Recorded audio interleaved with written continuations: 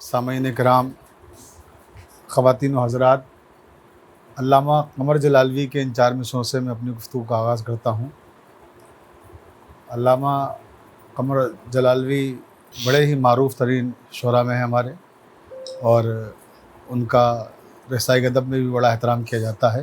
فرماتے ہیں کہ دل کی دنیا میں بھی ایک کعبہ بنانا چاہیے، دل کی دنیا میں بھی ایک کعبہ بنانا چاہیے، جشن مولود حرم اس میں منانا چاہیے، جشن مولود حرم اس میں منانا چاہیے۔ پہلے کر لو حاجیوں اجر رسالت تو ادا، پہلے کر لو حاجیوں اجر رسالت تو ادا، سنتے ہیں مقروض کو حج پر نہ جانا چاہیے، سنتے ہیں مقروض کو حج پر نہ جانا چاہیے۔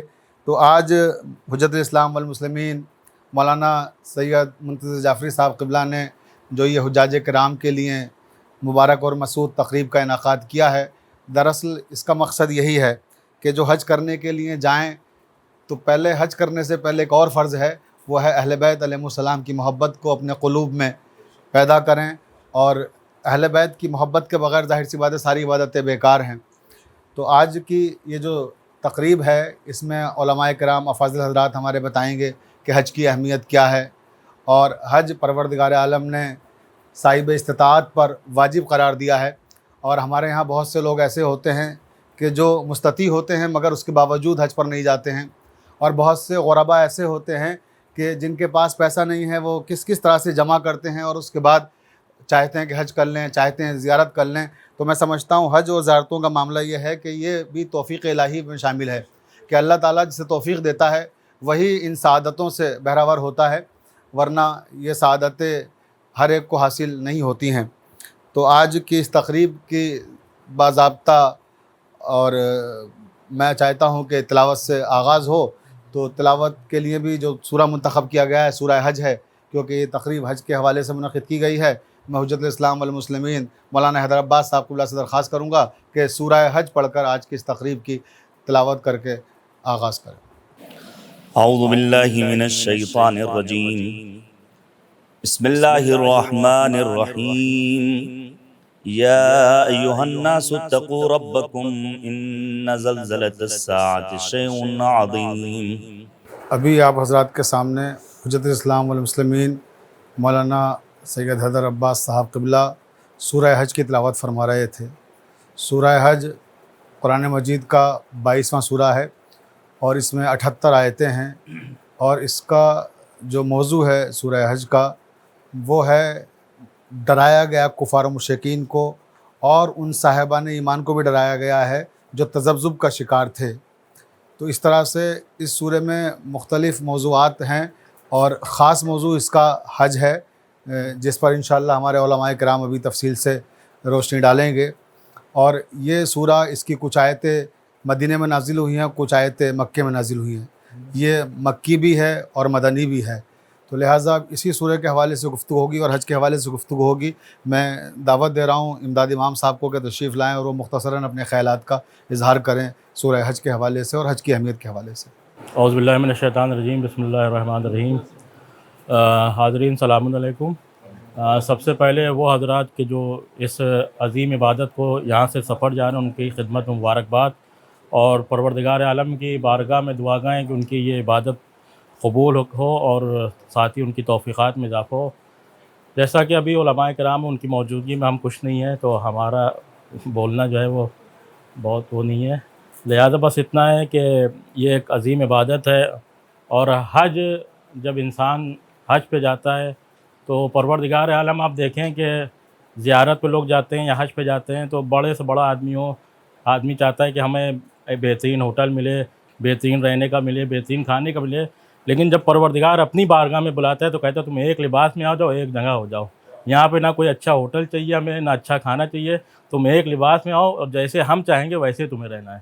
تم یہاں سے باہر جاؤ تو اپنے طریقے سے رہ سکتے ہو، لیکن تم جب ہمارے بارگاہ میں آ رہے ہو تو جیسے ہم چاہ رہے ہیں ویسے رہو۔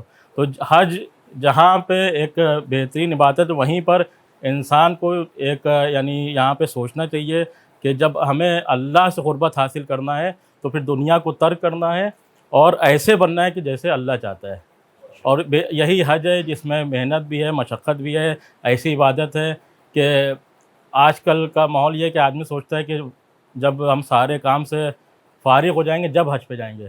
لیکن حج وہ عبادت ہے کہ جو انسان اگر مستطیع ہے، اگر جوانی میں حج کر رہا ہے تو جوانی کے حج کا اور ہی جو ہے وہ انسان کو لطف ہے اور مزہ ہے. اور یقیناً معصومین کو بھی جوانوں کی عبادت جو ہے وہ زیادہ پسند ہے. بس زیادہ وآخر دعوانا ان الحمدللہ. حضرات اب درمیان میں تقریروں کا سلسلہ ہم روک رہے ہیں.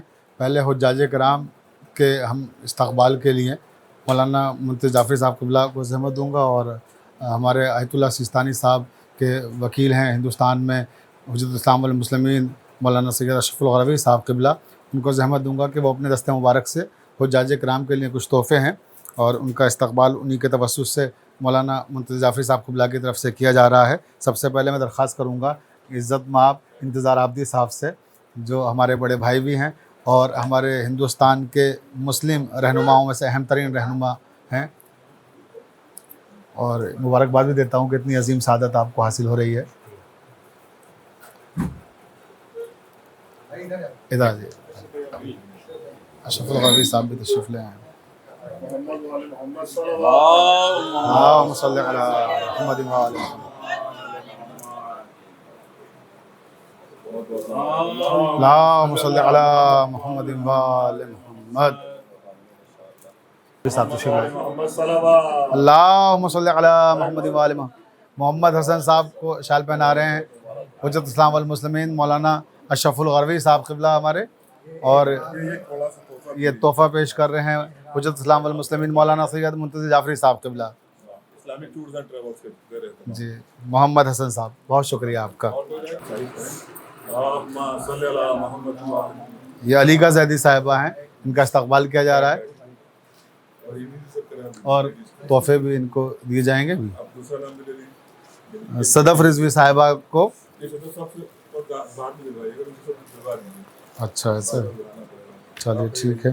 شاہین زیدی صاحبہ تشریف لے آئیں. اچھا ان کا بھی آپ ہی لے لیں. چلیے دے دیں ان کو دے دیں. جمال پروین صاحبہ ہیں؟ جمال پروین صاحبہ ہوں تو آ جائیں.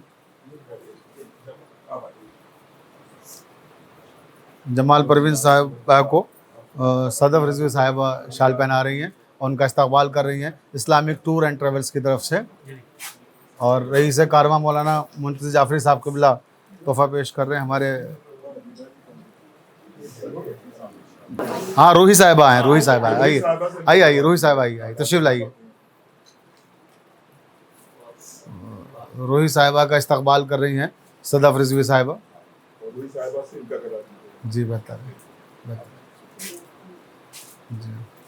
روحی صاحبہ کا استقبال کرتے ہیں اور آپ سب کے لیے دعا گو ہیں کہ پروردگار آپ کے حج کو قبول فرمائے، اور جو لوگ نہیں جا سکتے ہیں، جن کو یہ سعادت نصیب نہیں ہوئی ہے، انہیں اللہ تعالیٰ جلد از جلد یہ سعادت نصیب فرمائے.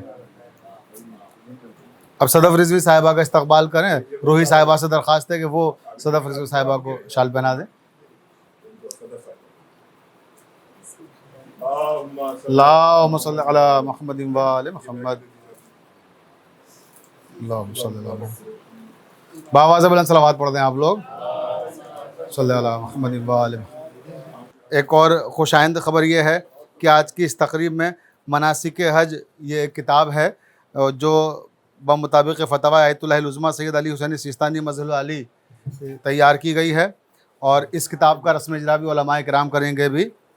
اور اس کے اجرا کے لیے میں آیت اللہ العظمیٰ سید علی حسینی سیستانی مظہر العلی کے وکیل مطلق حجت اسلام والمسلمین مولانا سید اشرف الغروی صاحب سے درخواست کروں گا کہ وہ مناسک حج کا اجرا کرنے کی زحمت فرمائیں، اور مولانا مراد آیا صاحب قبلہ اور مولانا حیدر عباس صاحب قبلہ اور انتظار عابدی صاحب اور سارے امان عباس صاحب ہمارے صحافت اخبار کے مدیر سب لوگ اس کتاب کا اجرا کر دیں. سب اسی میں ہاتھ لگا لیں ایک ایک میں. انچارج منتظر جعفری صاحب قبلہ سے درخواست ہے کہ وہ بھی تشریف لے آئیں.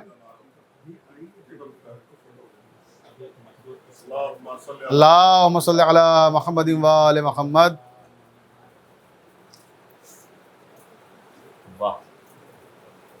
مناسک حج کا رسم اجرا ہوا، اور اب اس کے بعد میں درخواست کروں گا حجت اسلام والمسلمین مولانا حیدر عباس صاحب قبلہ سے کہ وہ حج کی اہمیت پر اور افادیت پر روشنی ڈالیں. آپ کے روبرو ہیں حجت اسلام والمسلمین مولانا حیدر عباس صاحب قبلہ.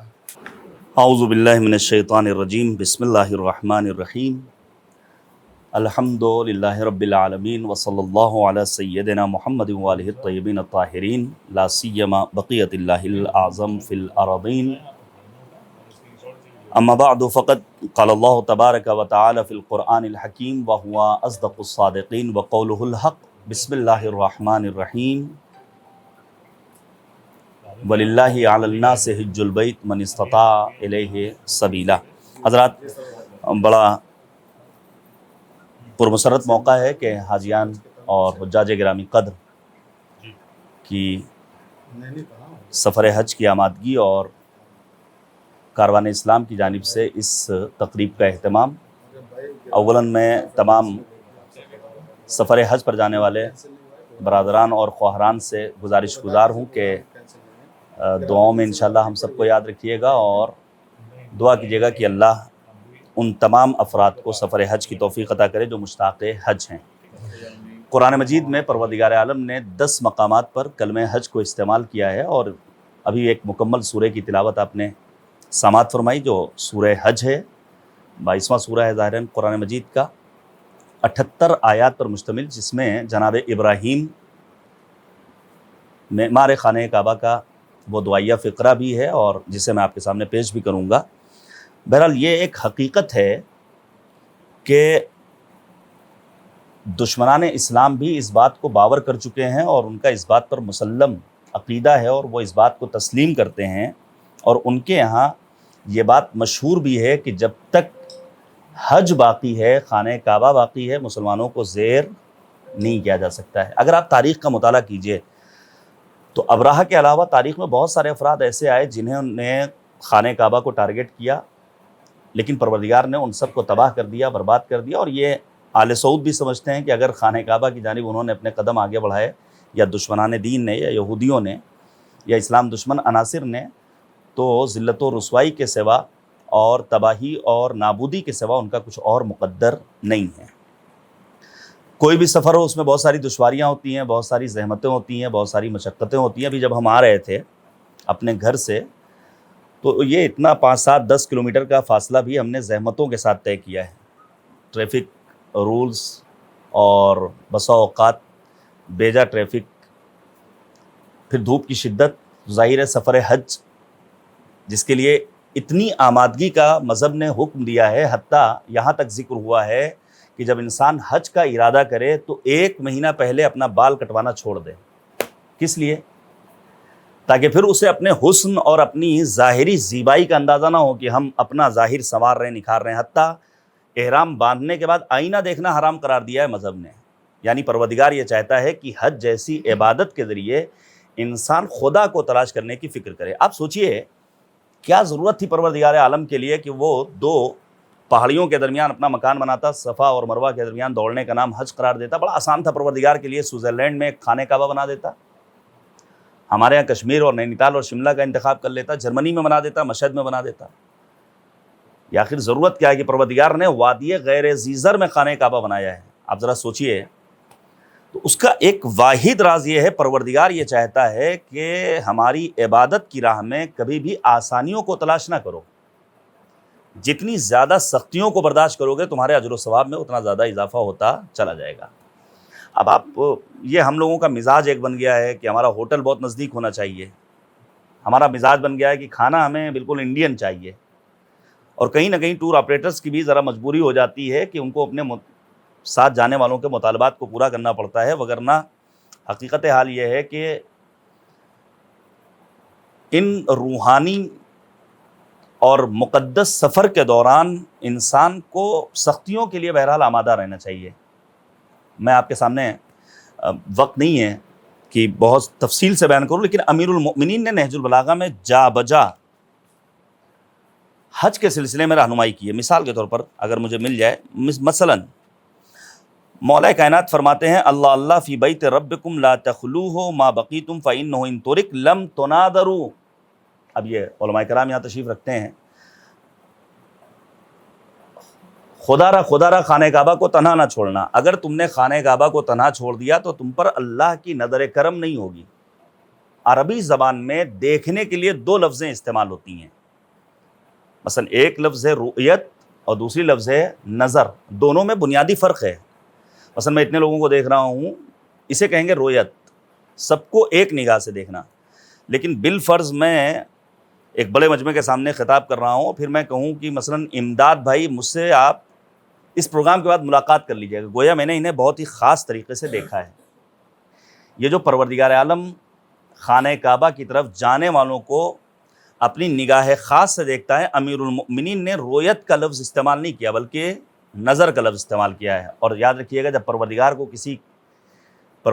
کی کسی کو نظر رحمت مل جائے, نگاہ خاص مل جائے, تو وہ دنیا میں بھی آباد ہوتا ہے اور آخرت میں بھی کامیاب اور کامران ہوتا ہے.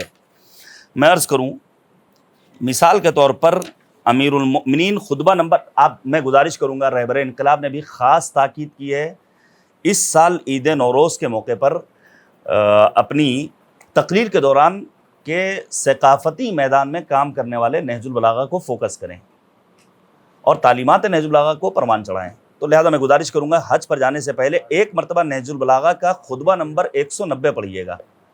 مولا کائنات نے بڑی تفصیل کے ساتھ حج کی عظیم عبادت کو بیان کیا. مثلا مولا اچھا آپ سنیے, مولا کیا فرماتے ہیں, الا ترون ان اللہ سبحانہ اختبر الاولین من لدن آدم صلوات اللہ علیہ الی الاخرین من هذا العالم باحجار لا تضر ولا تنفع ولا تبصر ولا تسمع.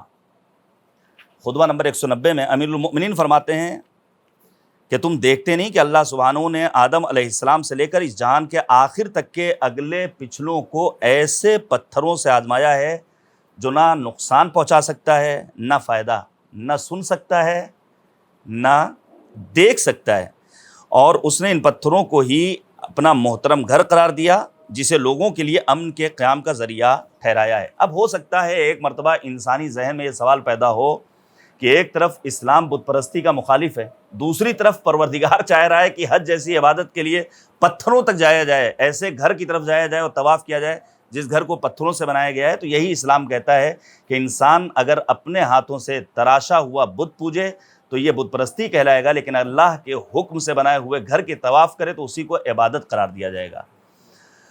آپ ضرور خطبہ نمبر 190 پڑھیے گا. بس ایک دو حدیثیں پیش کروں گا, بات کو ختم کر دوں گا. یہ جو پروردگار نے سورہ آل عمران میں کہا وَلِلَّهِ عَلَى النَّاسِ حِجُّ الْبَيْتِ مَنِ اسْتَطَاعَ إِلَيْهِ سَبِيلًا, تو یہاں پر استطاعت کی چند قسمیں ہیں. مثلا استطاعت کبھی مالی ہے, ظاہر ہے.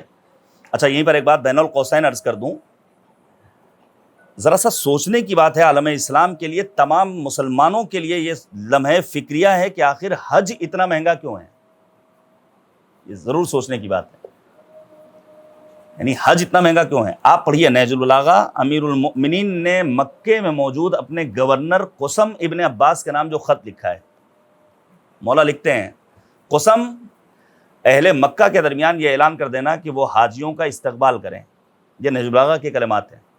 اور پھر اے قسم اہل مکہ سے کہنا کہ مکے والوں کے درمیان اور باہر سے آنے والوں کے درمیان کسی طرح کی تفریق کے قائل نہ ہو. اس کے بعد کا فقرہ بڑا عجیب ہے. مولا نے 1400 سال پہلے قسم ابن عباس کو لکھا تھا, اے قسم مکے والوں کے درمیان یہ اعلان کر دینا کہ حاجیوں سے کرائے کے نام پر کوئی قیمت حاصل نہ کریں. جب تک امیر المومنین کا دور خلافت رہا, ظاہر نظام نافذ رہا, مولا کائنات امیر المؤمنین کا یہ حکم عملی رہا. لیکن بعد شہادت امیر کائنات امیر شام نے امیر المؤمنین کے لاگو کردہ اور نافذ کردہ احکام میں جو دخل اندازی کی, ان میں ایک حکم یہ بھی ہے کرایہ وصول کیا جانے لگا. اور آج جو صورتحال ہے وہ کسی سے ڈھکی چھپی نہیں ہے. تو ایک تو مالی استطاعت, دوسرے عملی استطاعت.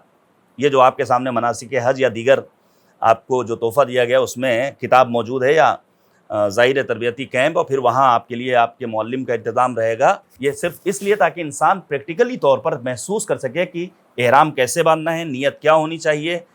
تب میں ایک بات پھر گزارش کروں گا کہ وہاں آپ کے ساتھ ہو سکتا ہے کوئی آپ کا دوست, کوئی آپ کا یار, کوئی آپ کا چاہنے والا مل جائے کہ نہیں بس یہاں سے چکر لگا لو, جہاں سے مولوی صاحب کہیں گے وہیں سے آپ کو صحیح شروع کرنی ہے, وہیں پر اپنی صحیح کو ختم کرنا ہے. عام طور سے جو 2-4 بار ہو آتا ہے وہ فوراً اپنی طرف سے مسائل بیان کرنا شروع کر دیتا ہے, اور جبکہ مسائل حج کے بدلتے رہتے ہیں. ایک اہم چیز جو حج کے موقع پر ضروری ہے اور وہ استطاعت ہے, اخلاقی استطاعت. سب سے پہلی چیز حج کی راہ میں انسان کو تیار رہنا چاہیے کہ اسے صبر کا بہرحال مظاہرہ کرنا ہے. وہاں زحمتیں ہیں، وہاں مشقتیں ہیں، وہاں ہو سکتا ہے کہ پانی کا بندوبست معقول نہ ہو، جیسا کہ گزشتہ سنوات اور برسوں میں دیکھنے کو ملا ہے۔ ان سختیوں کے لیے بہرحال ہمیں اور آپ کو تیار رہنا ہوگا۔ میں بات کو ختم کر رہا ہوں، لیکن ضرور عرض کرنا چاہوں گا، جناب ابراہیم کی خانہ کعبہ کی تعمیر کے بعد جو دعا ہے، اور قرآن مجید نے اس کی جانب اشارہ کیا ہے، مثلا سورہ حج کی آیت نمبر 27 میں مالک کہتا ہے وَأَذِّن فِي النَّاسِ بِالْحَجِّ يَأْتُوكَ رِجَالًا وَعَلَى كُلِّ ضَامِرٍ يَأْتِينَ مِنْ كُلِّ فَجٍّ عَمِيقٍ، لوگوں میں حج کے لیے اعلان کرو کہ لوگ آپ کے پاس دور دراز راستوں سے پیدل چل کر اور کمزور اونٹوں پر سوار ہو کر آئیں، یعنی کتنی ہی سختیاں برداشت کرنا پڑیں، لیکن لوگوں کو حج کے لیے بہرحال حتیٰ روایات میں ہے کہ انسان کو مثلا اگر صرف روٹی اور نمک کھانا پڑے، یہ میں حدیث نوٹ کر کے لایا ہوں، اور پیسے وہ بچائے تاکہ وہ حج جیسی عظیم عبادت کو انجام دے سکے، تو اسے یہ کام کرنا چاہیے۔ حتیٰ نبی آدم نے فرمایا کہ اگر حج کی راہ میں کوئی انسان تساہلی سے کام لے اور وہ ٹال مٹول کرے، اگلے سال کر لیں گے انشاءاللہ، آئندہ سال کر لیں گے، اور پھر دنیا سے رخصت ہو جائے، تو اس کی موت یہودیت یا نصرانیت کی موت ہے۔ ختم کر رہا ہوں۔ مثلا سورہ آل عمران میں پروردگار کہتا ہے وَلِلَّهِ عَلَى النَّاسِ حِجُّ الْبَيْتِ مَنِ اسْتَطَاعَ إِلَيْهِ سَبِيلًا، یا پھر وہ مہینہ جس میں حج کو انجام دیا جانا ہے، الحج اشہر معلومات، 4 مہینے اللہ نے محترم قرار دیے ہیں۔ وَلِلَّهِ نہیں، پروردگار سورہ توبہ میں کہتا ہے إِنَّ عِدَّةَ الشُّهُورِ عِندَ اللَّهِ 12 شَهْرًا مِنْهَا 4 حُرُمٌ، 4 مہینے محترم ہیں۔ ہمارے ہاں اسلامی کیلنڈر کا آغاز ماہ محرم سے ہوتا ہے، پہلا اسلامی مہینہ محترم مہینہ ہے، 7واں اسلامی مہینہ حرمت والا ہے ماہ رجب، 11واں اسلامی مہینہ جس میں ہم اور آپ سانسیں لے رہے ہیں یہ حرمت والا ہے، اور 12واں اسلامی مہینہ ماہ ذی الحجۃ الحرام۔ پھر پروردگار عالم نے مثلا سورہ بقرہ کی آیت نمبر 196 میں فرمایا، اور یہ آیت ذرا طولانی ہے، کہ تم لوگ اللہ کے لیے حج اور عمرہ مکمل کرو، پھر اگر تم لوگ راستے میں گھر جاؤ تو جیسی قربانی میسر آئے کرو۔ یہ آپ ضرور پڑھیے گا، آیت نمبر 196 سورہ بقرہ کی۔ دیکھیں اجتماع کا اپنا فلسفہ ہے۔ پروردگار یہ چاہتا ہے، کچھ عبادتیں وہ ہیں جو انفرادی طور پر انسان کو فائدہ پہنچاتی ہیں، وہ نماز جو ہم اپنے گھر میں پڑھیں اس کا ثواب کچھ اور ہے، لیکن یہی نماز اگر ہم مسجد میں پڑھیں اور مسجد میں جماعت میں 10 سے زیادہ افراد ہوں، ثواب انسان شمار نہیں کر سکتا۔ اب ہو سکتا ہے کبھی کبھی یہ باتیں سننے کو ملتی ہیں کہ ہم حج کرنے نہیں جائیں گے، سعودی عرب تو بڑی ظالم طاقت اور حکومت، ہم کیوں ان کے خزانے بھریں؟ تو آپ زیادہ عقل مند ہیں؟ ذرا سوچئے، دور اہل بیت اطہار علیہم السلام میں بنی امیہ تھے یا نہیں؟ برسر اقتدار بنی عباس تھے یا نہیں؟ کیا اہل بیت اطہار علیہم السلام نے اس دور میں حج پر جانے والوں کو روکا ہے کہ خبردار ان کے خزانوں کو پر مت کرو؟ جب اہل بیت اطہار نے اس دور کی حکومت میں بس یہ چاہے، کبھی کبھی اللہ یہ چاہتا ہے کہ صرف تمہاری تعداد وہاں زیادہ پہنچ جائے۔ کتنے پرسنٹ ہوتے ہوں گے با معرفت حج کرنے والے؟ اگر 5% با معرفت ہیں اور 95% ہماری نگاہ میں بے معرفت ہیں، مذہب کہتا ہے کہ سب کو جانا چاہیے۔ تعداد جتنی زیادہ بڑھے گی، اسلام کی طاقت کا اتنا زیادہ اعلان ہوگا۔ بس میں نے ختم کر دیا۔ غرور کا خاتمہ اگر چاہیے، آپ ذرا سوچئے، یہاں ہم چاہتے ہیں گھر سے نکلیں تو پریس کیا ہوا ہمارا لباس ہو، اور ہونا بھی چاہیے۔ ہم چاہتے ہیں کہ ہمارا کپڑا بغیر شکن کے ہو، ہم گھر سے باہر نکلیں تو ہمارا ظاہر سنورا اور سجایا ہوا ہو، خوشبو آ رہی ہو، لیکن ہر طرح کے غرور اور تکبر کو ختم کرنے کے لیے اسلام نے حج جیسی عبادت کو واجب قرار دیا ہے۔ اور پھر جب سب ایک لباس میں، عرب، عجم، پیر و خرد، جوان، مرد و زن نظر آتے ہیں، تو اس کا وہ روح پرور اجتماع قابل دید ہوتا ہے۔ اسی لیے امام صادق نے فرمایا ما من بقعۃ احب الی اللہ تعالی من المسعى لانہ یضل فیہ کل جبار، سعی کی جگہ پروردگار کو سب سے زیادہ پسند ہے۔ کیوں؟ کیونکہ جو جتنا بڑا ہی مغرور انسان کیوں نہ ہو، وہاں جا کر کے بہرحال اس کو اپنی حیثیت کا حقیقی اندازہ ہو جاتا ہے۔ حتیٰ ایمان کی تقویت کے لیے حج واجب قرار دیا گیا، اسی لیے کہا گیا حجوا واعتمروا یصلح ایمانکم، اگر ایمان میں کچھ کمزوری ہے تو انسان کو حج اور عمرے کے لیے جانا چاہیے، تسکین قلب کا ذریعہ ہے۔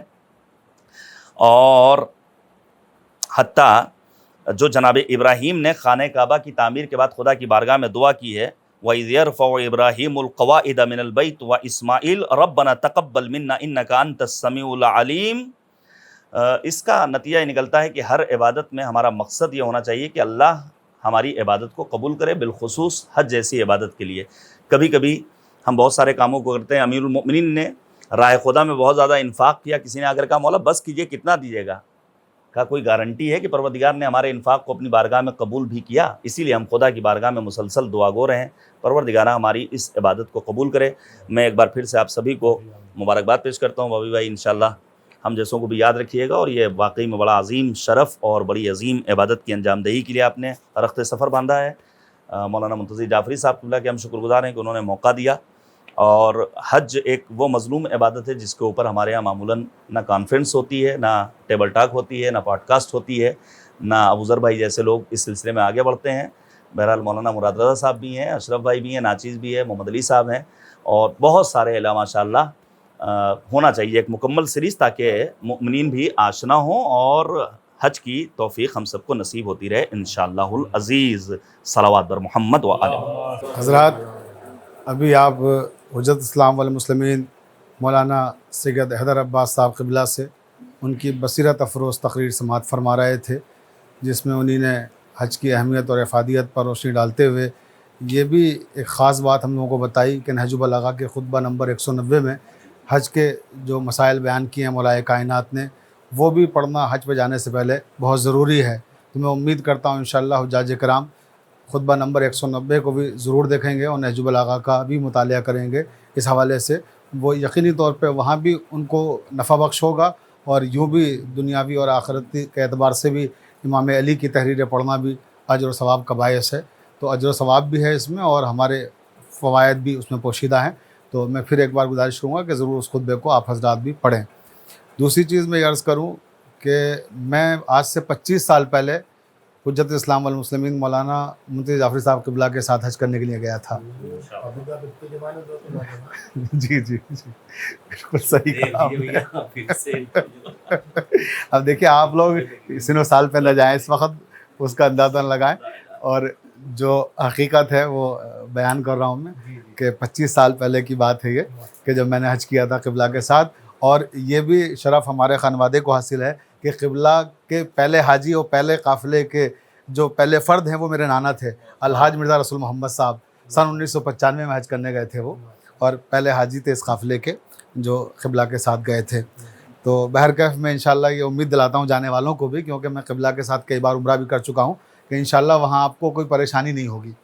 قبلہ کو 30 سال کا تجربہ ہے، اور اس کے علاوہ 30 سال کے تجربے کے علاوہ جو سب سے خاص بات ہے، ان کے اندر جو خدمت کا جذبہ ہے، وہ جذبہ دوسرے امیر کارواں جو ہوتے ہیں ان سے میں نے مختلف پایا، کیونکہ یہ ان کے سامنے کہنے کی بات نہیں ہے۔ میں نے مختلف قافلوں میں سفر کیے ہیں اور قبلہ کے ساتھ بھی سفر کیا، حالانکہ میرا سفر تو زیادہ تر قبلہ کے ساتھ ہی ہوتا ہے، لیکن جب قبلہ زیارتوں پہ نہیں جا رہے تھے تو دوسرے قافلوں میں قبلہ کی اجازت سے ہی میں گیا تھا، کیونکہ میرے سرپرست بھی ہیں قبلہ، اور میں ظاہر سی بات ہے آپ کے علاوہ کسی اور کے ساتھ جانے کا تصور بھی نہیں کر سکتا، لیکن مجبوری میں جانا پڑا۔ تو جب گئے ہم دوسرے لوگوں کے ساتھ، تب پتہ لگا کہ منتظر بھائی کے خدمات کیا ہیں اور ان کے جذبات کیا ہیں اور دوسروں میں فرق کیا ہے۔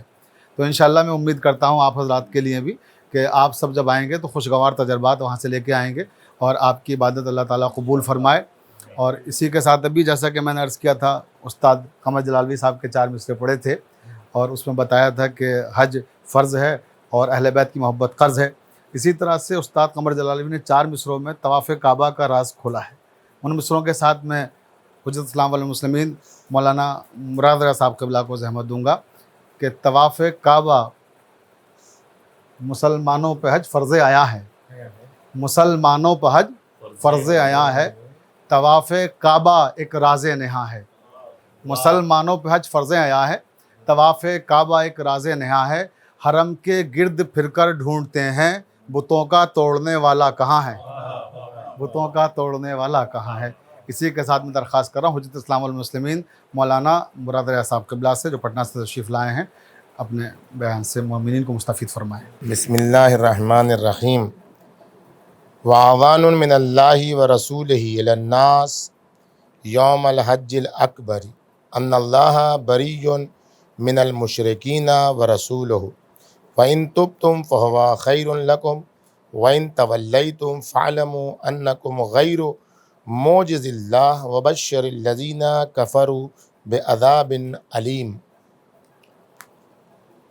खुदावंद आलम का बेपनाह शुक्र और उसकी बेनिहायत इनायतों का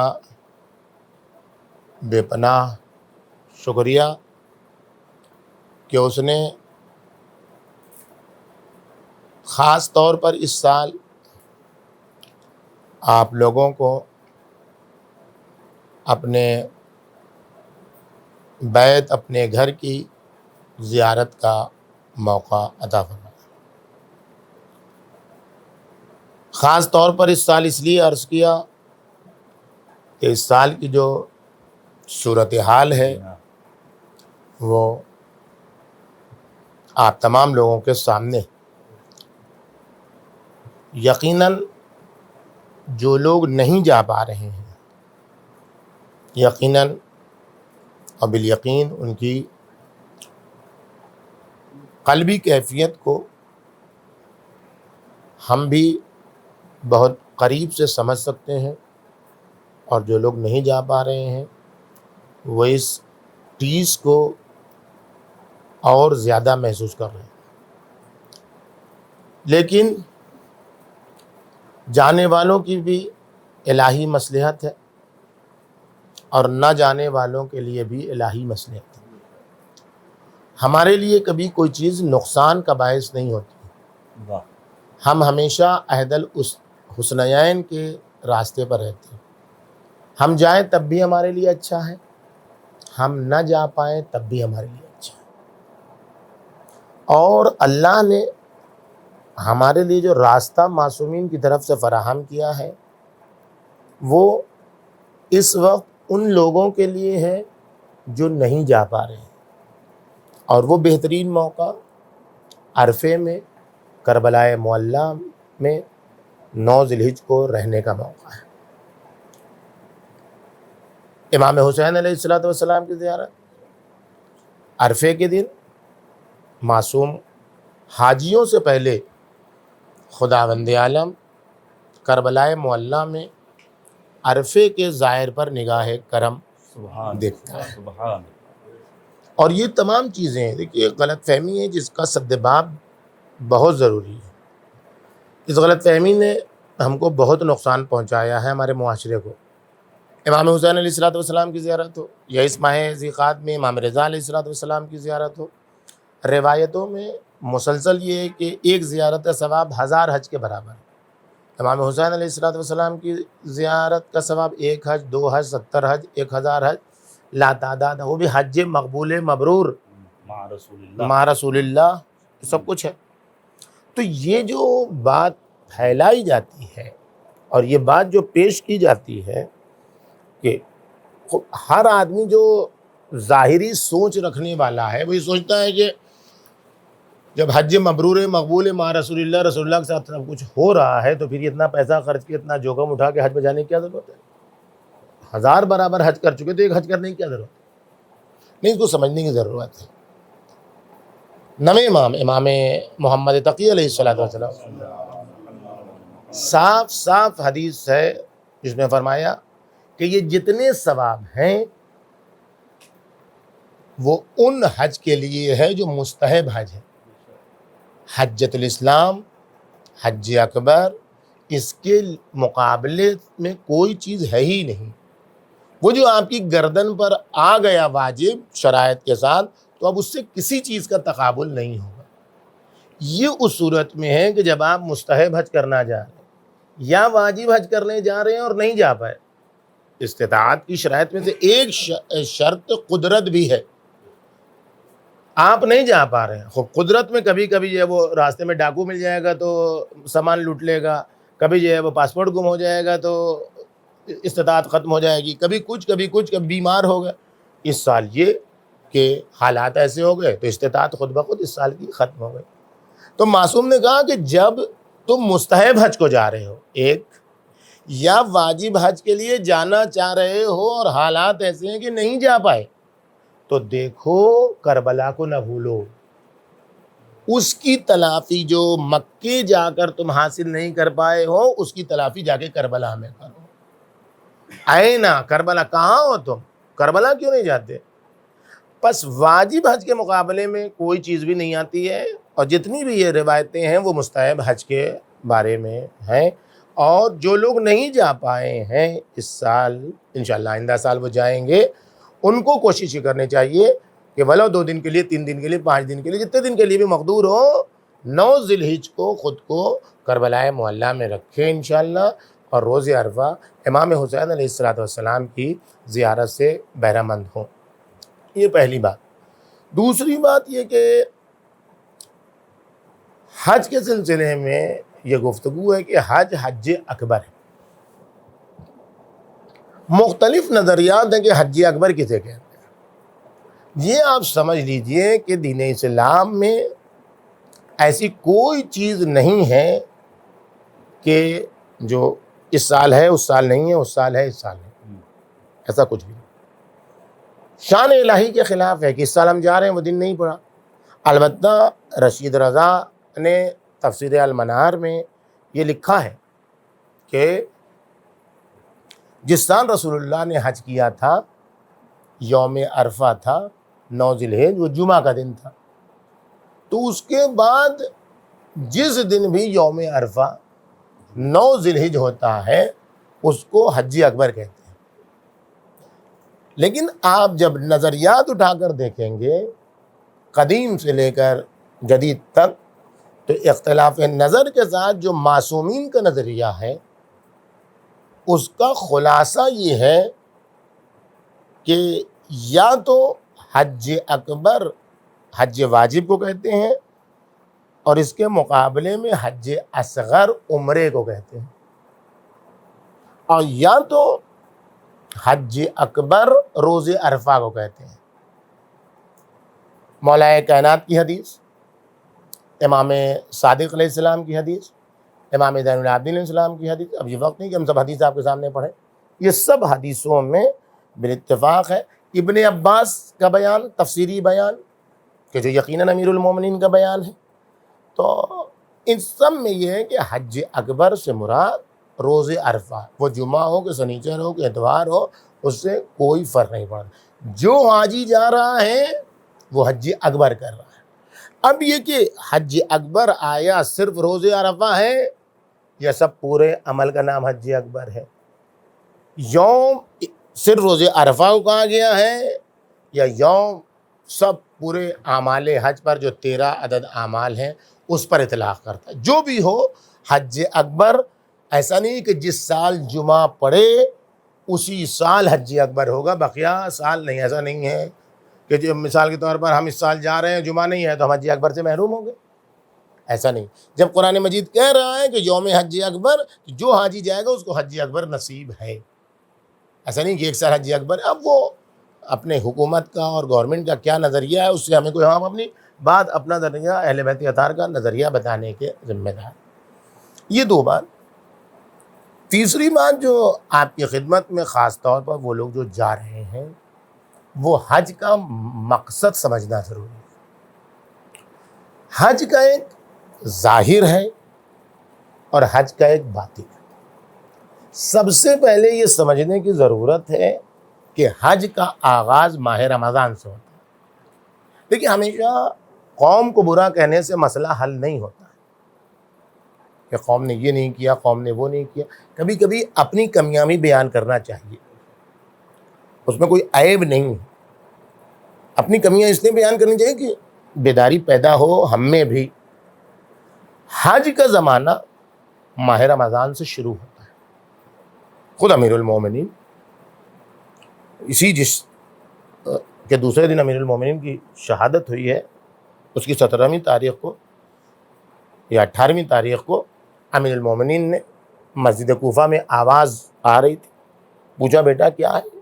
کہا لوگ حج پہ جا رہے ہیں بابا، ماہ رمضان سے لوگ حج پہ جا رہے ہیں. تو آئے افسوس ہم کو حج اس سال نصیب نہیں ہے. تو حج کا زمانہ ماہ رمضان سے شروع اور اس کا آغاز آپ دیکھ لیں، یعنی حج شروع ہوتا ہے ماہ رمضان سے اور حج ختم ہوتا ہے ذی الحجہ پر. یعنی آپ اور خلاصے کے طور پر یہ کہہ سکتے ہیں کہ حج کا مقدمہ ہے ماہ رمضان. ماہ رمضان کا مقدمہ ہے رجب اور شعبان, اور حج کا مقدمہ ہے, تمہید ہے ماہ رمضان. یہاں سے آپ کو حلال سے پرہیز کرنے کا طریقہ سکھایا جاتا ہے. 30 دنوں تک آپ کو سکھایا جاتا ہے, 29 دن تک, کہ حلال استعمال نہ کیجیے. روزہ کیا ہے؟ جو چیزیں عام دنوں میں آپ پر حلال ہیں وہ جا کے آپ پر حرام ہو جاتی ہیں خاص مدت کے لیے. حج میں کیا ہے؟ جو حج کا زمانہ ہے جس میں آپ محرم ہیں,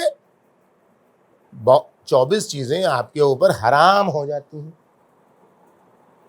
تو وہ حلال کو اپنے اوپر کیسے حرام کیا جائے,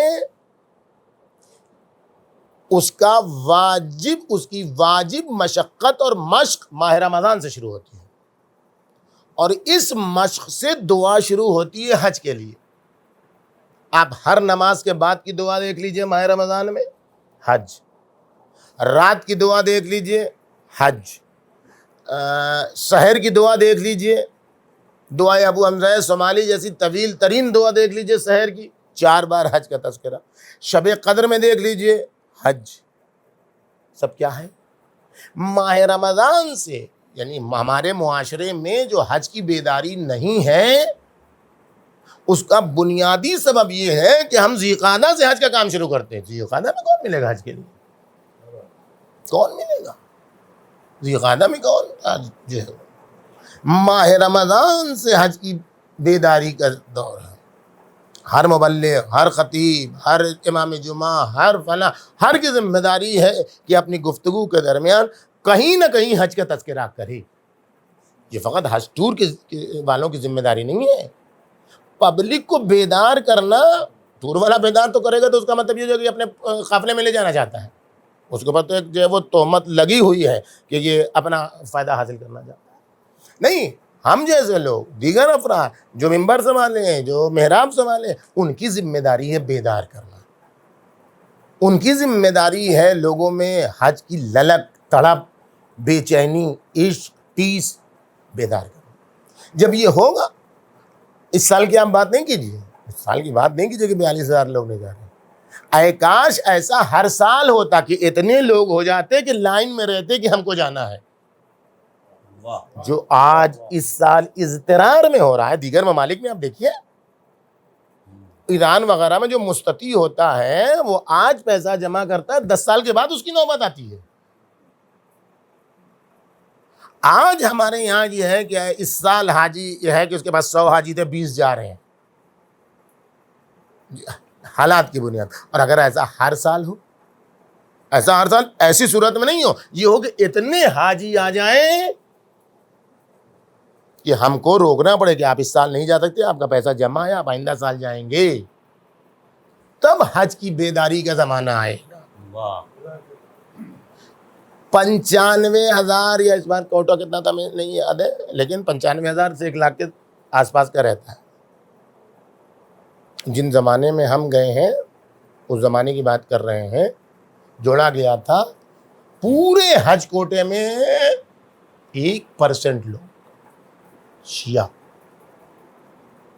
پورے ہندوستان میں اتنے کم پیسے والے ہیں شیعہ کہ 1% شیعہ جائیں گا. پورے 95 میں سے 95,000 1 لاکھ میں سے 1,000 شیعہ جائے گا, 1,300 شیعہ جائے گا.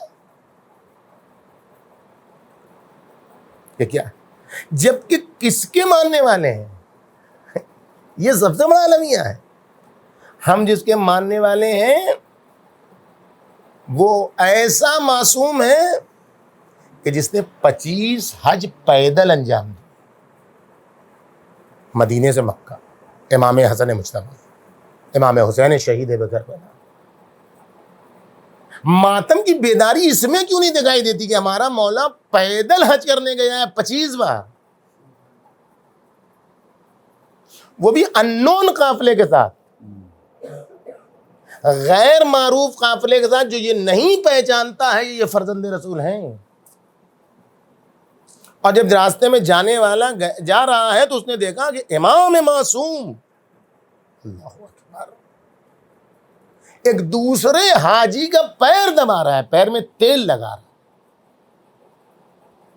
وہ شخص جو اپنی سواری پر ہے وہ پوچھتا ہے تمہیں معلوم ہے یہ کس سے تم پیر میں تیل لگوا رہے ہو؟ کون تمہارا پیر دبا رہا ہے تمہیں معلوم ہے؟ کہ نہیں, ہم اتنا بہت جانتے ہیں کہ جب سے یہ ہمارے قافلے میں آیا ہے اس کا ایک ہی کام ہے کہ یہ حاجیوں کی خدمت کر رہا ہے. کبھی کھانا لگاتا ہے, کبھی پلیٹ, کبھی برتن, کبھی پیر دبانا, کبھی ہاتھ دبانا, یہی کام ہے.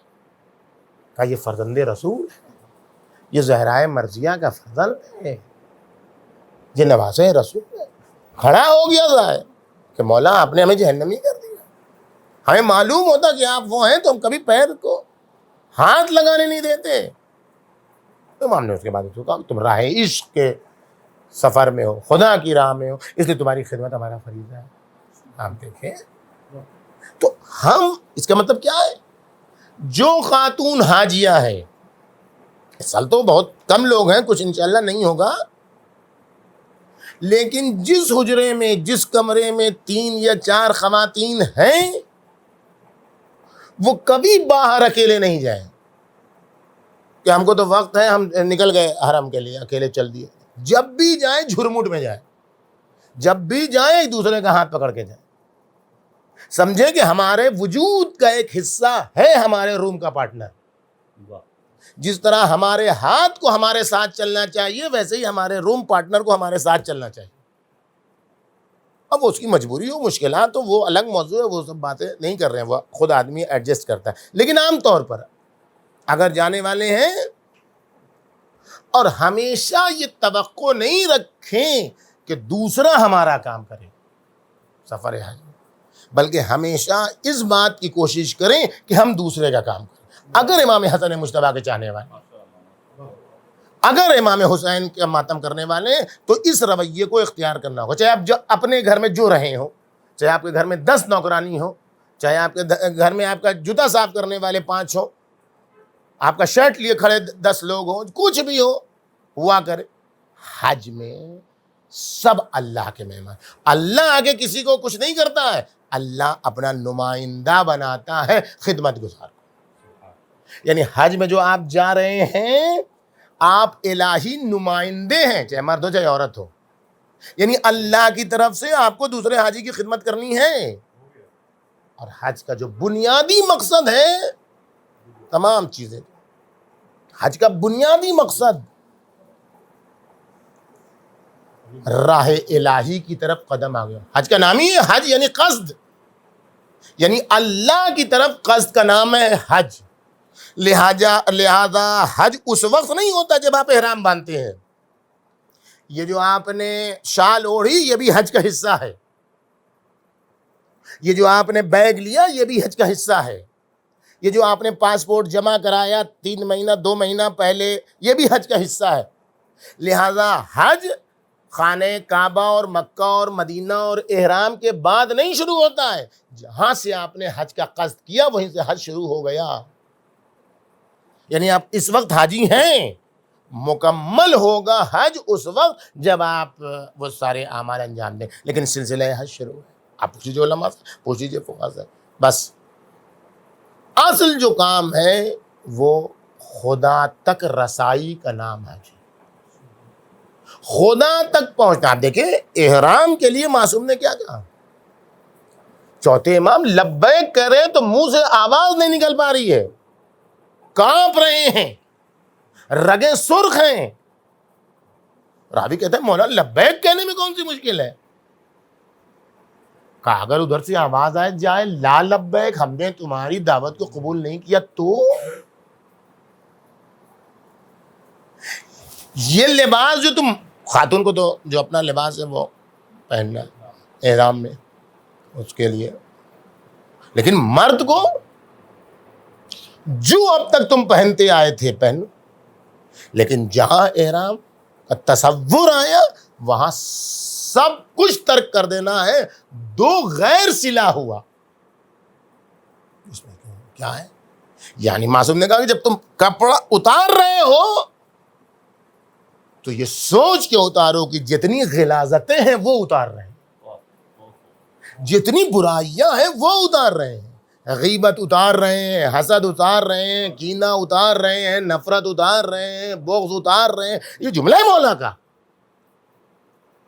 اور جب یہ کپڑا اوپر نیچے والا لنگ باندھو اور یہ دوش پر ڈالو تو یعنی توحید کا لباس پہن رہے ہیں، یعنی وحدانیت کا لباس پہن رہے ہیں، یعنی لقاء اللہ کا لباس پہن رہے ہیں، یعنی دیار عشق میں باریابی کا لباس پہن رہے ہیں. سوچئے یہ ساری چیزیں ہم لوگ دیکھیے. ایک پورا مسئلہ ہے، اس کو چھیڑ کے بات تمام کر دیں آپ، کہ ہم لوگ بہت ساری چیزوں کو حرام سمجھتے نہیں ہیں اور وہ ہو جاتا ہے. کچھ چیزیں آپ کہہ دیجئے تو ایسا تقدس کا چولا اڑا دیا گیا ہے کہ تقدس پیچھے ہو گیا، تقدس ماں بھی آگے ہو گئی. ہم کہہ دیں کسی سے کہ بھائی مجلس میں جاؤ، امام باڑے میں جاؤ، مسجد میں جاؤ، ایک اپنی پلاسٹک لیے رہو، ایک اپنا جھولا لیے رہو، اس میں اپنی چپل رکھ کے لے جاؤ. دیکھیے ہنگامہ کیا ہو جاتا ہے کھڑا.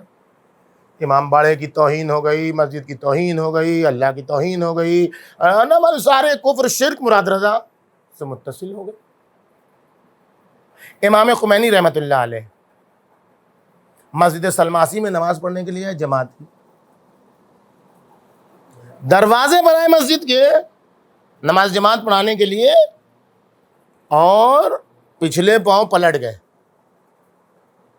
نماز نہیں پڑھائی جماعت کی. جماعت کی نماز امام خمینی نے نہیں پڑھائی. ہوئی نماز، لیکن سبب تو ہوگا کہ دروازے مسجد پر آ کے، مسجد کے دروازے پر آ کے خیر چلے گئے. اب جب چلے گئے تو لوگوں نے پوچھا کہ بھئی کیا ہوا؟ کہا جب میں مسجد کے دروازے پر پہنچا تو مسجد کے دروازے پر لوگوں کی چپل جوتیاں رکھی ہوئی تھیں. اس میں دو راستے تھے، یا تو میں لوگوں کی چپل ہٹاتا، تب بھی تصرف در مال غیر ہوتا، دوسرے کے مال میں تصرف ہوتا جو حرام تھا، یا لوگوں کی چپل پر چڑھ کے جاتا، تب بھی تصرف در مال غیر تھا، دوسرے کے مال میں بلا اجازت تصرف تھا، یہ بھی حرام ہے. اور نماز جماعت پڑھانا مستحب ہے. مستحب انجام دینے کے لیے حرام انجام نہیں دیا جاتا. اس لیے میں نے حرام سے پرہیز کیا، ولو مستحب چھوڑ گئے. اب آپ دیکھیے، یعنی سن کے آپ کو تعجب ہوگا، یہاں پر ادب مانے ہیں ورنہ میں اٹھا کے چپل آپ کو بتا دیتا. احرام کی حالت میں جب خانہ کعبہ میں وارد ہو تو دونوں چپل اپنی خانہ کعبہ کی طرف ایسے لے کے بڑھوا گئے ننگے پیر. آپ دیکھیے آداب میں دیکھیے، خانہ کعبہ کے سامنے اپنی دونوں چپل ایسے لے کے، یہ آداب ورود خانہ کعبہ. یہ علامت کس چیز کی ہے؟ یہ علامت بندگی کی ہے کہ میرے مالک، جیسے یہ بال منانا، یہ ہمیں سمجھ میں نہیں آتا ہے نا. آج تو کریز بال کا جس کو ہے اس سے پوچھئے. اور پرانے زمانے میں غلام کی علامت تھی بال منانا. وہ واقعہ آپ کو معلوم ہوگا اور ہے کہ جب حضرت علی سے لوگوں نے کہا ارے مولا آئیے ہم آپ کا ساتھ دیں گے، یہ پورا سلسلہ، تو حضرت علی نے کیا کہا؟ کل آنا تو بال منا کے آنا. کتنے لوگ آئے تھے؟ 4 لوگ. 3 ایک بار آئے تھے، چوتھے کا نام نہیں بتائیں گے، بہت محترم شخصیت ہے، بہت محترم شخصیت، لیکن وہ صرف آدھا گھنٹے لیٹ آئی تھی. بال مڈا کے آئی تھی ہاں، لیکن آدھا گھنٹے تاخیر سے آئی تھی. حضرت علی نے اس کو بھی پسند نہیں کیا. یعنی پہلے دن کی تعداد تاریخ نے نہیں بیان کی، اس کا مطلب جب میں غفیر تھا جو مولا سے کہہ رہا تھا قیام کیجیے، دوسرے دن کی تعداد تاریخ نے بیان کی. یعنی بال منانا اس زمانے میں انسان کے لیے کسر شان تھا. تو خدا کی بارگاہ میں کہنے کا مقصد یہ ہے کہ ہاں جائیں وہاں حج کرنے کے لیے تو سب کچھ نکال کے اب بارگاہ الہی میں افضل الاعمال احمزھا، اپنے آپ کو تکلیف میں ڈال کے دوسروں کو آسانی پہنچانے کا. اچھا یہ والی بات جو کہی گئی یہ فرد کو کہی گئی, تم اپنے آپ کو پریشانی میں ڈالو. سعودی گورنمنٹ یہ کرتی ہے جان بوجھ کے کہ افضل الاعمال احمدھا, وہ والا نہیں صحیح ہے. یعنی میں سنا اس لیے بتا رہا ہوں کہ ایسے راستہ جا رہا ہے تو ایسے نکل جائے گا. نہیں, وہ ایسے اب نہیں جانا ہے آپ کو, اب پھر ایسے آنا ہے. مطلب 1 کلومیٹر کا راستہ آپ کو 5 کلومیٹر کیوں کر رہے ہو؟ حدیث سنا رہی ہے افضل الاعمال احمدھا. یہ وہی والی بات ہے, معاف کریں بات منتقل ہے, یہ وہی والی بات ہے جو زیارت پر لے جانے والے قافلے ایموشنل بلیک میل کرتے ہیں. سارے پیسے لے لیں گے, اس کے بعد سہولت نہیں دیں گے, اس کے بعد کہیں گے جناب زینب آپ کو نہیں یاد ہے, جناب عباس آپ کو نہیں یاد ہے, ننھے ننھے بچے آپ بھول گئے کیسے پیار کرتے. بھائی تم پیسہ لینے میں کیوں ایسا کرتے ہو؟ تو وہ گورنمنٹ کا کام نہیں ہے کہ آپ کو پریشان کرے. آپ کا کام ہے کہ آپ اپنے نفس کو تعب دینے کے لیے اجتماعی زندگی. دیکھیے ایسے لوگ ہوں گے جو 2 آدمی کے ساتھ شیئر نہیں کر پاتے ہوں گے, لیکن حج میں آپ کو 500 آدمی کے ساتھ اتنی والی جگہ پہ رہنا ہے. مینا شاید مول صاحب اتنی جگہ ہوگی لمبی سونے کی, یہی نا مینا میں ایک آدمی کے, اس میں آپ نہیں کہہ سکتے کہ میں تو ڈنلپ کے بستر فلانے پر نہیں, اتنے ہی میں سونا ہے 2 آدمی مل کے. اس میں کیسے سونا ہے, یہی کا اسی کا نام حج ہے. اور وہ بھی ایسے سونا ہے کہ مراد رضا کو سونے کی عادت ہے ایسے کر کے, تو مراد رضا کو اپنے آپ کو مینٹین کرنا ہے کہ ایسے ہی سوئے, اس کے اوپر ہاتھ نہ جائے کہ اس کو تکلیف ہو. آپ دیکھیں مراد رضا اپنے کمرے میں کیسے سوتے ہیں, مراد رضا جانے, مراد رضا کا اللہ جانے. لیکن مراد رضا کو یہاں پر اگر یہ 2 لوگ کے ساتھ سو رہے ہیں تو ایسے سونا ہے کہ ان کے اوپر ہاتھ نہ جائے, چاہے جاگ کے سو چاہے سو کے جائے. بہرحال بات تو بہت ساری ہے. خداوند عالم سے دعا یہ ہے کہ جو لوگ جا رہے ہیں وہ اپنے لیے کوئی دعا نہ کریں, اپنے لیے کوئی دعا نہ کریں. اگر چاہتے ہیں کہ اپنی دعا قبول ہو تو صرف اور صرف دوسروں کے لیے دعا کریں. راوی کہتا ہے کہ میں نے ایک شخص کو دیکھا میدان عرفات میں کھڑا ہے, روتے روتے اس کی آنکھیں خراب ہو گئی ہیں. اب جب میں اسے قریب گیا تو سارے شہر والوں کے لیے دعا کر رہا تھا, اپنے لیے ایک دعا ہی نہیں کر رہا تھا. میں نے کہا بھائی تمہاری آنکھ خراب ہو گئی ہے روتے روتے, تم دعا نہ کرو, رو نہیں. اور اگر تم دعا کر بھی رہے ہو تو کچھ اپنے لیے, اپنے بچوں کے لیے. کہا نہ ہم اپنے لیے دعا ہی نہیں کریں گے. میں نے امام جعفر الصادق علیہ السلام سے سنا ہے, صلوات پڑھ دیجیے, کہ بندہ مومن جب کسی دوسرے بندے مومن کے لیے دعا کرتا ہے تو اس کی جو دعا وہ دوسرے بندے مومن کے لیے کرتا ہے, اللہ کے فرشتے, اللہ فرشتوں کو مامور کرتا ہے کہ اس کے لیے وہی دعا کریں. تو مجھے اپنی دعا کی قبولیت پر یقین نہیں ہے, فرشتوں کی دعا کی قبولیت پر یقین ہے. لیکن جتنا چاہتے ہیں کہ آپ کو ملے سب دوسرے کے لیے. جس نے آپ کو ستایا اس کے لیے سب سے زیادہ دعا کیجیے, جس نے آپ کو رلایا اس کے لیے سب سے زیادہ دعا کیجیے. دل سے کینہ نکال کے, بغض نکال کے, جس نے رلایا ہے, جس نے ستایا ہے, سب کے لیے دعا کیجیے. لیکن یاد رکھیے دعا اگر کرنی ہے سب سے پہلے تو غریب زہرا کے لیے, امام زمانہ کے لیے. دعاؤں کا محور گلدستہ, گلے سرسبد, روز پیس, جو کہہ لیں ایک دعا کیجیے, اور اس کا نام ہے امام زمانہ کے ظہور کی دعا. یہ دعا اگر قبول ہو گئی ساری مشکلات آسان ہو جائیں گی. السلام علیکم ورحمۃ اللہ وبرکاتہ. حضرات ابھی حجت اسلام والمسلمین مولانا سید مراد رضا صاحب قبلہ حج کی اہمیت اور افادیت پر گفتگو کر رہے تھے, اور آپ نے دیکھا قبلہ نے بتایا کہ حج کے دوران جتنی بھی صعوبتیں اور جتنی بھی پریشانیاں اور جتنی مشکلیں آپ پر آئیں گی تو گویا وہ قبولیت کے اسباب فراہم کر رہی ہیں. تو وہاں پریشانیوں کا اور مشکلات کا خیر مقدم کرنا ہے آپ کو, اس کے لیے میر کارواں سے ناراض نہیں ہونا ہے. ورنہ ہم نے خود وہاں پر یہ منظر بھی دیکھا ہے کہ ایک روٹی اور ایک بوٹی کے لیے میر کارواں سے لڑتے ہوئے دیکھا ہے لوگوں کو. زیارتوں پہ بھی یہ منظر دیکھا ہے اور حج میں بھی دیکھا ہے. تو وہ کام آپ لوگوں کو نہیں کرنا ہے. بس یہ گزارش ہے, کیونکہ قبلہ نے جیسا کہ کہا کہ ہر عبادت برابر نہیں ہو سکتی. نماز کی اپنی اہمیت ہے, روزے کی اپنی اہمیت ہے, مگر حج کی اپنی اہمیت ہے. نہ سارے عابد برابر ہوتے ہیں, نہ ساری عبادتیں برابر ہوتی ہیں. जैसा कि अभी मौलाना क़िबला हमारे हैदर अब्बास साहब ने भी इशारा किया था कि पत्थर हजर असवद भी है और पत्थर वो बुत भी हैं जिन्हें लोग पूज रहे थे, मगर एक बुत वो था जिसे मौलाए कायनात ख़ुद अपने हाथों से तोड़ रहे थे, वो पत्थर था वो भी। और दूसरा पत्थर वो था जिसे हम हजर असवद कहते हैं। हजर असवद का बोसा लिया जाता है दौरान हज। गोया हजर असवद का बोसा लेना भी एक अजीम तरीन इबादत है, और उलमा ने यहाँ तक लिखा हुआ है कि जो लोग वहाँ तक नहीं पहुँच सकते तो वो दूर से हाथ अपना बुलंद करें हजर असवद की तरफ और गोया अपने हाथ को बोसा ले लें, ये तसव्वुर करते हुए कि वो हजर असवद को बोसा ले रहे हैं। तो फिर मुझे उस्ताद कमर जलालवी याद आ गए, अली ने तोड़ कर बुत हजर असवद को दिया बोसा, अली ने तोड़ कर बुत हजर असवद को दिया बोसा, कहीं बिगड़ी कहीं पर बन गई तकदीर पत्थर की।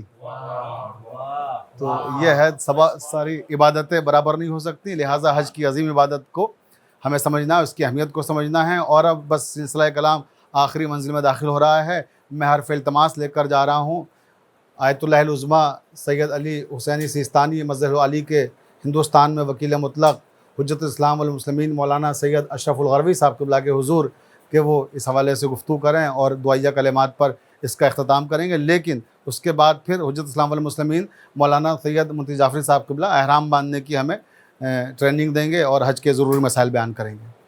क़िबला हुज्जत इस्लाम वल मुस्लिमीन मौलाना सैयद अशरफुल गरवी साहब। बिस्मिल्लाहिर्रहमानिर्रहीम। अल्हम्दुलिल्लाहि व कफ़ा वस्सलातु वस्सलामु अला इबादिही अल्लज़ीना इस्तफ़ा। अम्मा बाद, क़ाल अल्लाहु तबारक व तआला फ़ी किताबिहिल मजीद। बिस्मिल्लाहिर्रहमानिर्रहीम।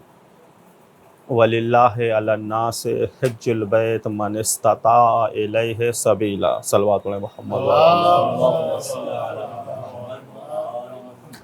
माशाअल्लाह बेहतरीन प्रोग्राम मुनक़िद किया गया और आप तमाम लोग जमा हुए हैं। खुसूसन जो जाने वाले हैं उनको एक लक़ब से याद किया जाता है, ज़ुयूफ़ुर रहमान, खुदावंद आलम के मेहमान। ये बहुत बड़ा लक़ब है। जो भी जहाँ से भी खाने काबा के इरादे से निकला है, इस अज़ीम फ़रीज़े की अदायगी के लिए निकला है, वो खुदा का मेहमान है। तो बहरहाल जब मेहमान नवाज़ खुदा हो, उस मेहमान की अज़मत, उस मेहमान की मंजिलत क्या होगी। बड़ी अच्छी गुफ्तगू उलमाए कराम फरमा रहे थे। बहुत यानी मुंतखब चीज़ें आपके सामने पेश करने की सआदत हासिल कर रहे हैं। एक मसला ये आता है, हज के मसाइल बहुत ज़्यादा हैं, बड़ी पेचीदगियाँ हैं, बहुत ज़्यादा मशक्क़त है। जनाब ज़ुरारा जो ख़ुद फ़क़ीह थे, छठे इमाम ने जो आपकी तरबियत के फ़क़ीह फ़ुक़हा में नाम आता है, इनकी अहमियत ये है कि छठे इमाम से मनक़ूल है कि अगर 4 अफराद न होते, ज़ुरारा बिन आयुन, मोहम्मद बिन मुस्लिम, अबुल बसीर अल मुरादी, जमील बिन दर्राज, ला इंदरसत इल्मो अबी व जद्दी, तो हमारे बाप दादा का इल्म ख़त्म हो जाता। ये मंजिलत सोच लें। जनाब ज़ुरारा ख़ुद मसले यानी जहन में ला के सवाल करते, यानी कि किसी ने पूछा, ताकि ये मसाइल हम और आप तक पहुँचे। आज तक छठे इमाम को मौका मिला, 40 साल हो गए हज के मसाइल पूछ रहे हैं। अभी हमारे उस्ताद आग़ा सिस्तानी के बड़े फ़र्जंद आयतुल्लाह सैयद मोहम्मद रज़ा सिस्तानी साहब ने किताब हज पर 15 साल दरस खारिज दिया, 25 जिल्दों में किताब छप चुकी है।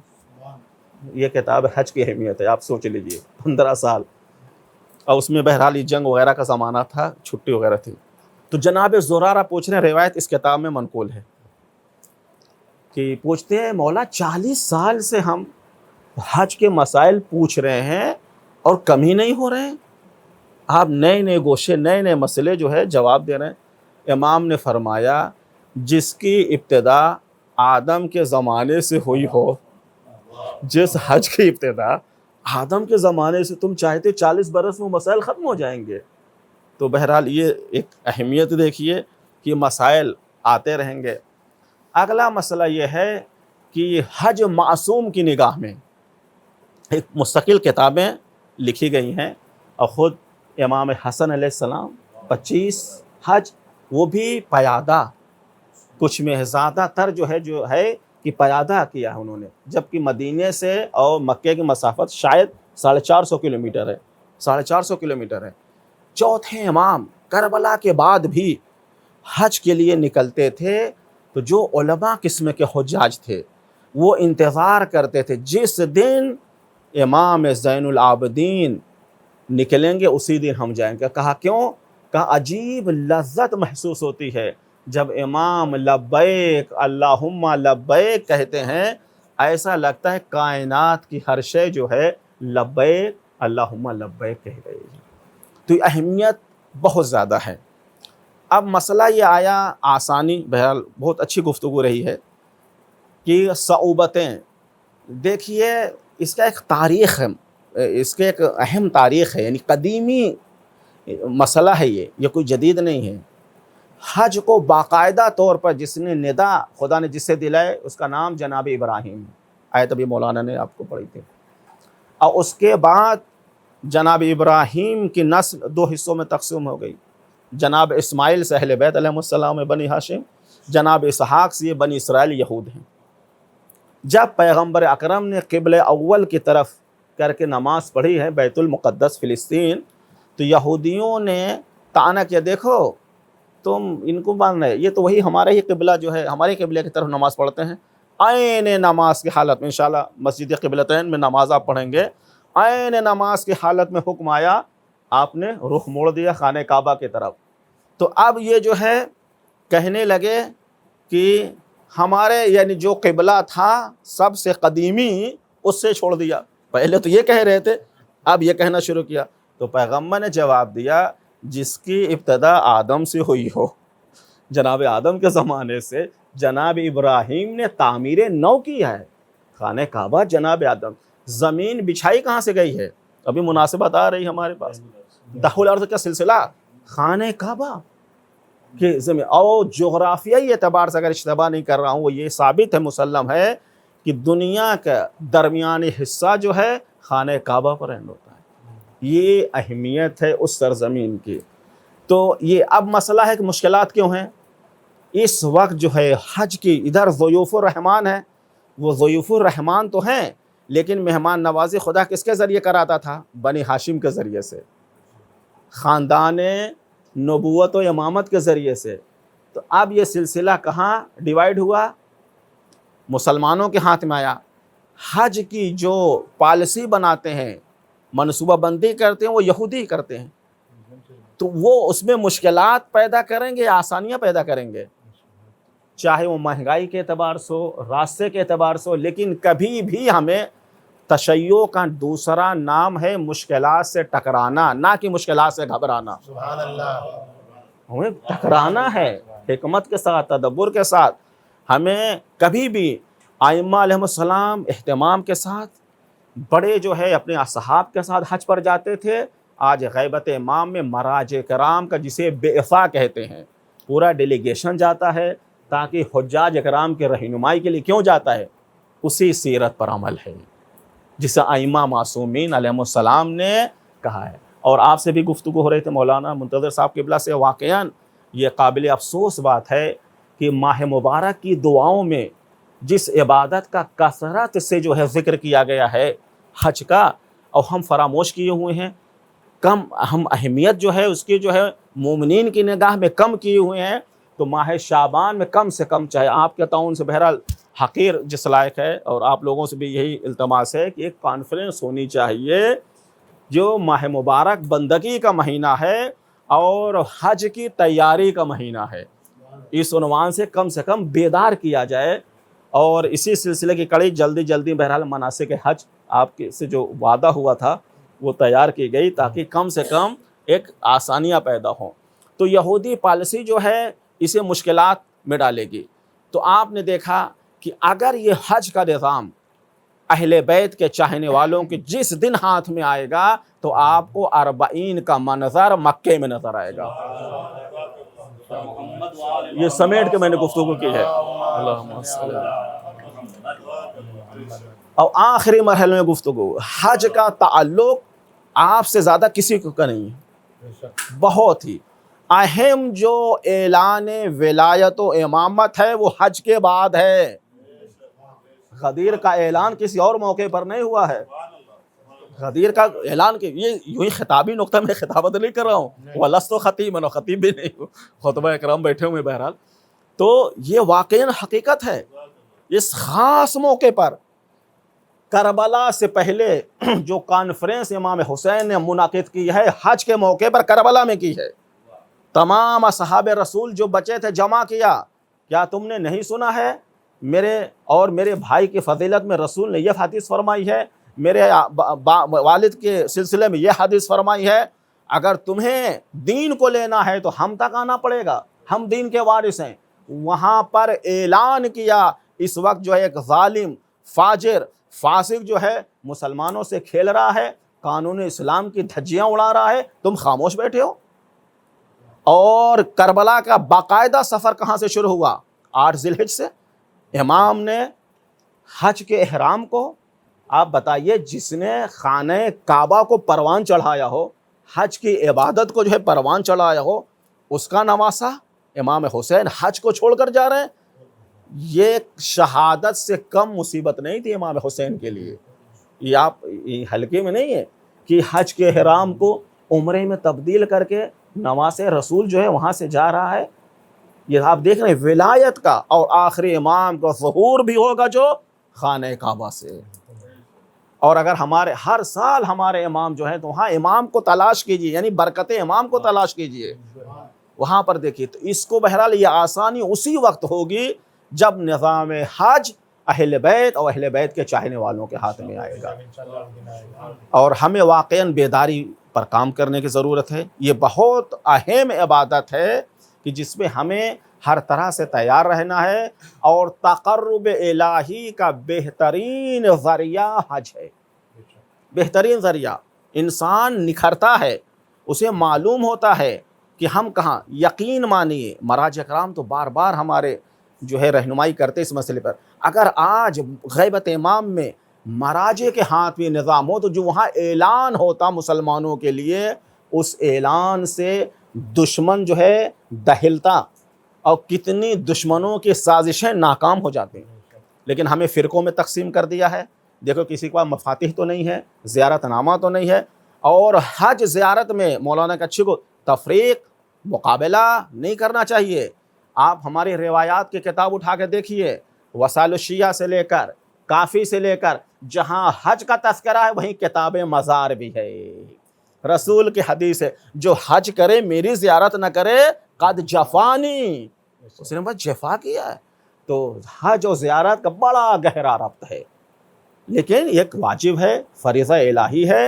اور اس حدیث میں جو حج کے واجب پر دلیل ہے، فقہ میں دلیل دی جاتی ہے، وَلِلَّهِ عَلَى النَّاسِ حِجُّ الْبَيْتِ، یہاں پر ہے کیا؟ یہ واجب ہونے کے دلیل، ناس ہے لوگ پر۔ اور یہ سلسلہ بت پرستی کے زمانے میں نہیں ختم ہوا تو تشیع کے زمانے میں کیسے ختم ہو سکتا ہے؟ جب بت پرستی تھی تب بھی حج کا سلسلہ جاری تھا۔ تو جب عاشقانے یعنی آل رسول موجود ہوں، حسینی عزادار موجود ہوں، بہر ہماری قوم میں مشکل ہے، نہ پیسے کی کمی جیسا آپ نے بجا فرمایا، لیکن اس کی اہمیت پر بات بہت کم ہوتی ہے۔ تو ہمیں کوشش کرنا چاہیے اس کی اہمیت پر۔ اور حاجیوں کے لیے یہ آپ اسے بہت مشکل نہ سمجھے کہ بہت مشکل ہم نہیں کر سکتے، ایسی بات نہیں ہے۔ 2-3 چیزوں کا خیال ضروری ہے، جن چیزوں سے بچنا ہے احرام کی حالت میں، طواف نساء مس نہ ہونے پائے، اور جو 7 شوط ہیں طواف ہیں 7 مرتبہ، کہاں سے شروع کرنا ہے، نماز جو 2 رکعت پڑھنی ہے مقام ابراہیم کے پیچھے پڑھنی ہے۔ اور وہاں ایک مسئلہ آتا ہے عورت مرد کا ایک ساتھ نہیں ہو سکتا، لیکن اگر ازدحام اتنا زیادہ ہے تو وہاں بہت جتنی رعایت ہو نماز پڑھ سکتے ہیں۔ وَإِلَّا خاتون اور مرد چاہے محرم ہو یا نامحرم ایک ساتھ کھڑے ہو کر نماز نہیں پڑھ سکتے۔ اور بہرحال مولانا سے انشاءاللہ رابطہ رہے گا، جس لائق ہم لوگ ہیں آمادہ رہیں گے۔ باقی 1-2 لوگ بہت تجربے کار اردو زبان کے وہاں آتے ہیں، ان کا نمبر بھی آپ کی خدمت میں پیش کر دیا جائے گا، ہوگا بھی، تاکہ جو ہے مومنین کے مسائل آسانی سے حل ہوں۔ الہ بحق زہرا و ابیہا و بالہا و بنیہا، پالنے والے جتنے حجاج اکرام سچی نیت اخلاص کے ساتھ اس عظیم عبادت کو انجام دینے کے لیے جا رہے ہیں، ان کی جان و مال عزت آبرو کی حفاظت فرما۔ پالنے والے ہمارے قوم کے درمیان جو ہے اس عبادت کی اہمیت کو اجاگر فرما، تاکہ ہمارے نوجوان مومنین عزادار جو ہیں اس کی طرف متوجہ ہوں۔ اور یہاں پر بہرحال بعض شخصیات جن کا سیاست سے تعلق ہے، بعض جو ہیں میڈیا سے تعلق ہے، ان سے بھی ہماری التجا ہے، جو سرکاری کوٹا ہے جس طرح ہر ملک میں ہوتا ہے، ایک اس شیعہ سنی ایک سلسلہ الگ ہوتا ہے، باقاعدہ طور پر اس کو منظم کیا جاتا ہے تاکہ ہمیں کوٹا ملے، 4-6 ہمارے مبلغین ہوں، ان کے زیر نگرانی جو ہے یہ فریضہ انجام پذیر ہو۔ گورنمنٹ تک آواز پہنچانا چاہیے کہ بھائی اس میں ہم اپنا خرچ کر رہے ہیں، آپ اتنے کم سے کم، چونکہ ہم ناگرک ہیں اس ملک کے، ہم جو ہے ہمارا وطن ہے، یہ وطن عزیز کے رہنے والے ہیں، اتنی سہولت ہو کہ ہم جو ہے اپنے فریضے کو، چونکہ مسائل مختلف ہیں، مسائل جو ہے مشترک نہیں ہیں، کچھ ایسی سہولت ہوں، کچھ ایسے ذمہ داران ہوں جس کو اپنے ہاتھ میں برائے کمائی نہیں برائے خدمت کے لیں، تاکہ یہ فریضہ جو ہے آسانی کے ساتھ مومنین ادا کر سکیں۔ علماء حقہ کا سایہ پالنے والے ہمارے سروں پر برقرار رکھ، پرچم اسلام کو سر بلندی عطا فرما، پرچم کفر نفاق کو سر نگو فرما، اور ظالمین خصوصاً جو یہودی پالیسی کو آگے بڑھانے میں مصروف ہیں، ظلم و بربریت کے نظام کو قائم و دائم کیے ہوئے، خدا ان کا خاتمہ فرما، انہیں نصف نابود فرما، یوسف زہرا کے ظہور میں تعجیل فرما، ہم سب کو امام کے آوان و انصار میں سے شمار فرما۔ والسلام علیکم ورحمۃ اللہ وبرکاتہ۔